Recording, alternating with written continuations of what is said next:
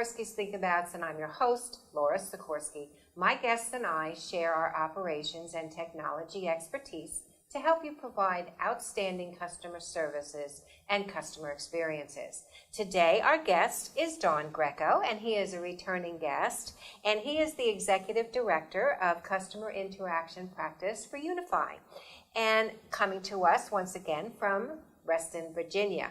And I'm hoping that the last time Don and I talked, we had a different setup with the camera.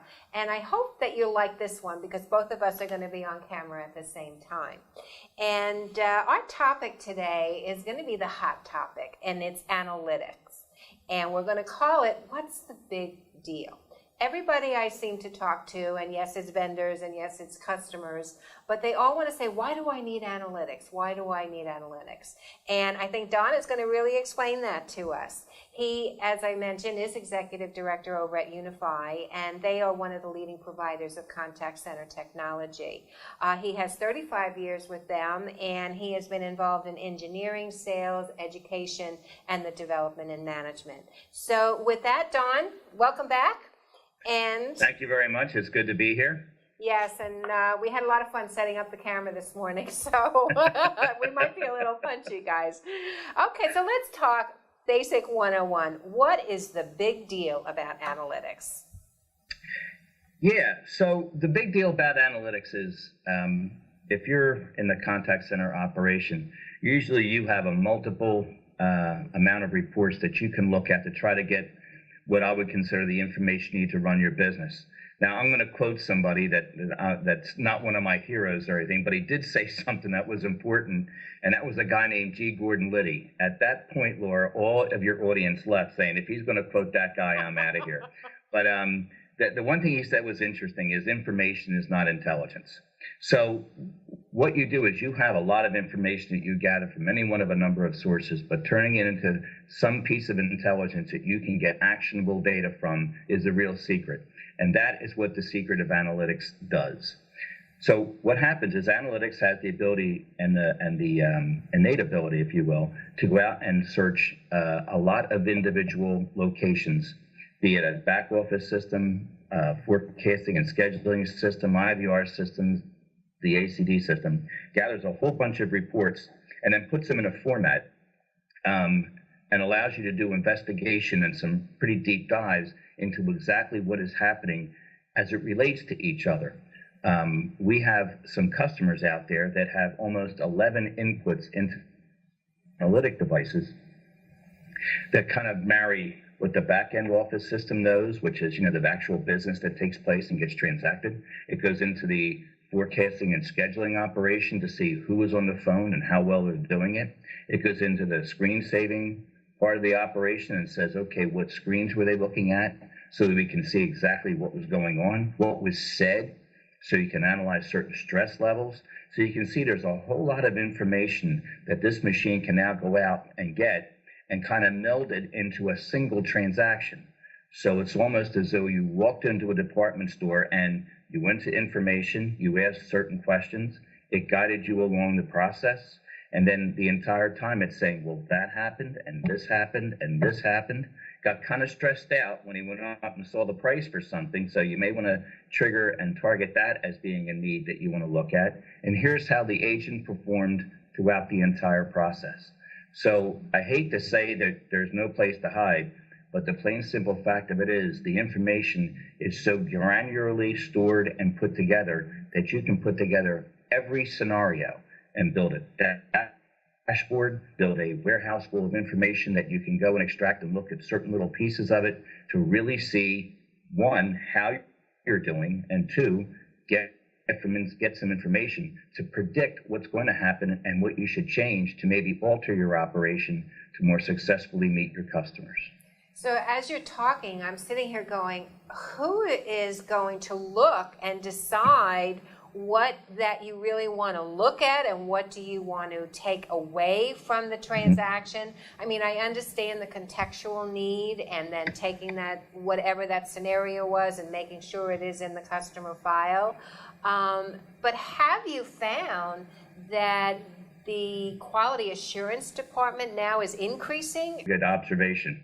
So what we usually see is different departments come into a single machine, even though it doesn't look like it's a single machine, and they go into their little single point of query to ask what it is that they need to know. All of the information will be there so that everybody can look at individual pieces of it, but you have your own little avenue in there to look at specifically what it is you need to do. It's not going to actually do the workforce management. It's going to look into the workforce management system and the recordings that are in there to see exactly what happened and how it related to a specific transaction, if you will. Or it's going to look at roll-up information, what happened throughout the day that these agents did that had a performance level that is somewhat concerning.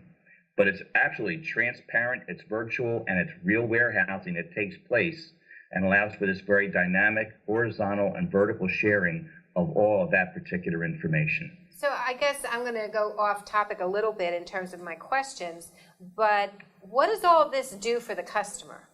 You know, it's a good idea. That's a very, very good question. I'm just like going, you know, I've been in contacts, I've been acting directors, with acting directors, myself an acting director at times, and I'm like, I don't know, there's just so much.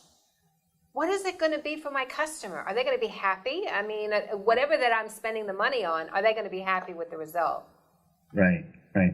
All right, so let me tell you some of the key things that we've been working with customers that they found out. The first one was that the instances of certain channels like chat seems to be growing at about 20% per year. And they found that out because they were looking at how are their transactions getting done. Are they coming from this channel versus that channel? Right. And do they have enough people doing it? What they found was people were really stacking up for the chat feed, for the chat functionality, and not so much for voice or email. So what they did was put more resources, if you will, on the chat and allowed several chat conversations to happen at once, because that seemed to be the channel that literally agents can not have to work in such a one-on-one conversation. They can work in a 1 to 3, 4 combination, if you will, and satisfy many customers at once.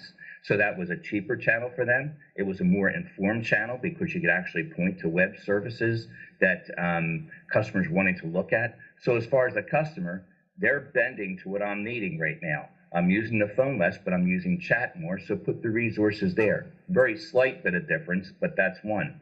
Also, as far as the customer is concerned, you're getting to see, and the customer is getting to see, all the transactions that are taking place for a customer, so they can see certain trends on what customers are doing and what they're asking for. So what you can do is spend more resources and spend more time and money on this particular topic than that, because that's where it seems that your customers are heading. So to get back to the technology side, what does analytics software help us do in general? All right, so the first thing it does is it gathers and has as many points as you want to go out and look at a multitude of databases. So it's a single point where you're going to look at what are your key metrics, what reports do you have, what kind of dashboard do you want, what kind of material do you have in the background that helps you do the job that you're doing, what kind of workforce management, what kind of recording, what kind of self-service kinds of avenues that you have. So it goes out and it gathers all that information and it relates it to single instances, if you will. So what you're doing is offering out all these connections, and all of a sudden in front of yourself, there's a dashboard. This is how well I'm performing according to all the information I'm gathering, not just from the ACD, and it shows you how many agents are online. Mm-hmm. What are they doing online? How well are they doing it? What's the speed of all those transactions? How much is each transaction generating as far as revenue?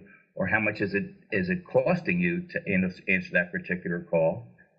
And it also gives you an idea of, what kind of things could I be automating and not using human resources for, that customers want 24/7, they want informed, they want sent to them, and you're going to find that out from the analytic machine, and it's going to let you do certain predictions on what it is that you're going to have to bend in your operation to closely align with what your customers need.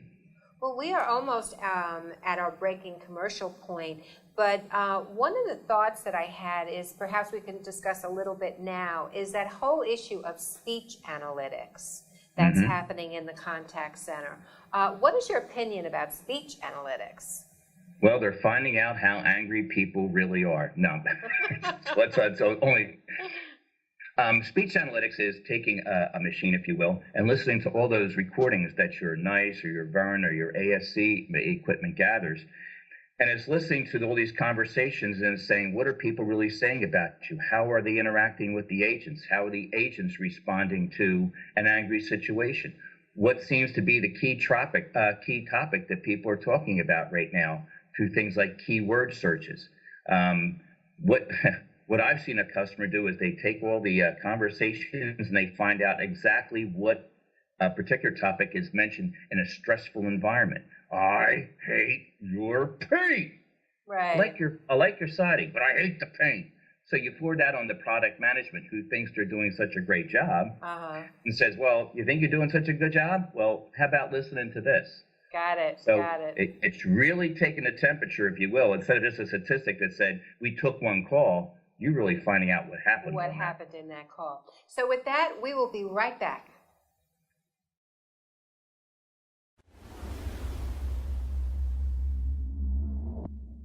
Hi, I'm Tim Stead. I'm from Star Communications. We're a marketing support company. And if you need help with your next marketing project, please call 273-1900 or you can go to our website, starcommunications.us.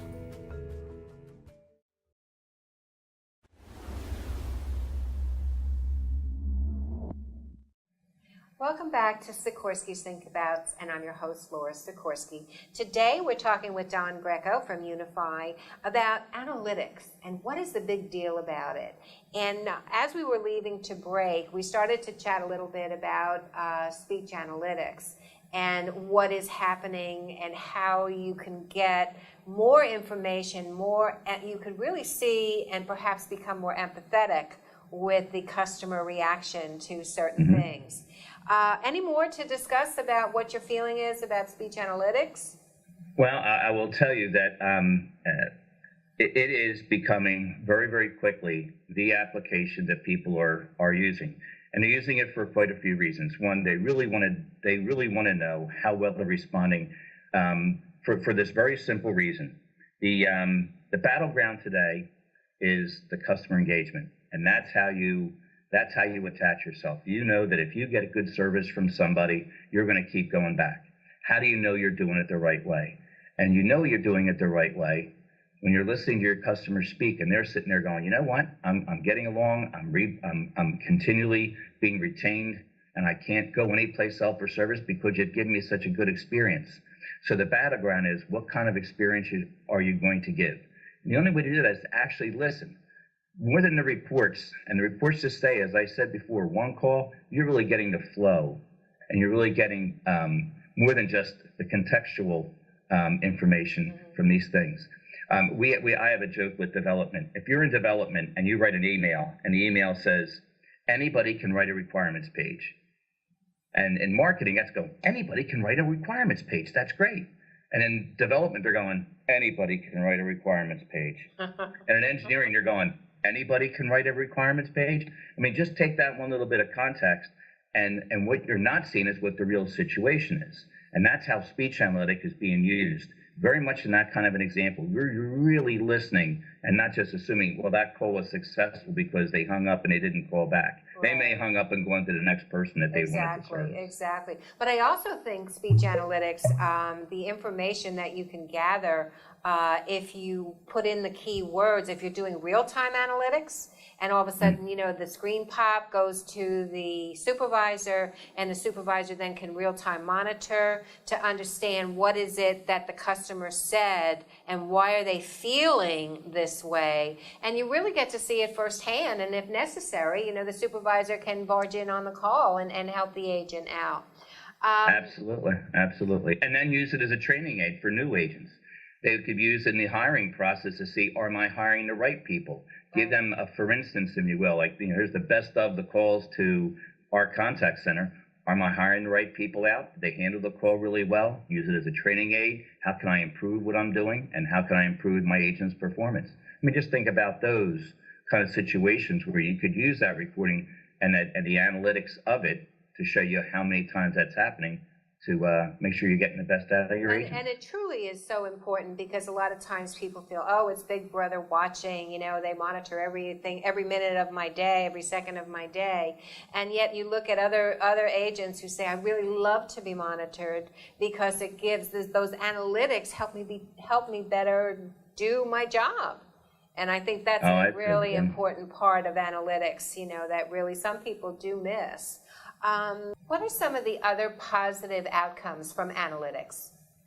So we have a number of customers using some features of it, but let me focus on one. It's called a heat map. So what the heat map does is, through the analytics, finds out who's calling you, where they're calling from you, and going a little bit depth into the understanding of what's happening on that call. So we have a customer that offered affordable cosmetic surgery, and they used the heat map to find out if they had relationships with physicians where their calls were being emanated from, so that they could match up those surgeons in that particular area to make sure that they were keeping the surgery well within cost of what the customer could afford by being local to that customer and eliminating travel expense. Another one was a power company. They wanted to know where their calls are coming from, so if it was an outage, they knew where to focus their folks, one, and two, they could call back those customers and be proactive to tell them, look, we have an outage in that particular area. Our best people are working on it. We're going to get right back to you with a time element to see when we're going to be up and running again. So it helped boost their brand, helped their awareness of situations, and really gave them a leg up, if you will, in the area of building a better relationships with their constituency. So, we've kind of dovetailed a little bit to my next question is, what are the hidden benefits, in addition to, for example, this heat map we just talked about, to the technology of speech analytics? Oh, not speech analytics, but all analytics. All analytics? Well, I'll tell you one that a lot of customers are doing. It does what we call life of call recording, but it puts it on steroids, if you will, because there's nothing that happened in that call or during that call while that call was going on that you don't know, to a very granular level.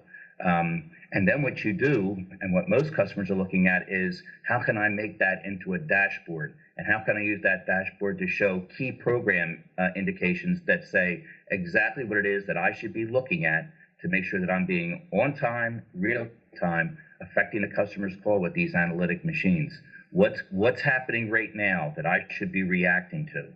So these dashboards now are a little bit more complex. They give a lot more information. They can show you calls by the hour, sales numbers by the hour, sales by the agent. So it's going through and showing not just that they're taking calls, but the productivity of all those agents, how satisfied their customers are.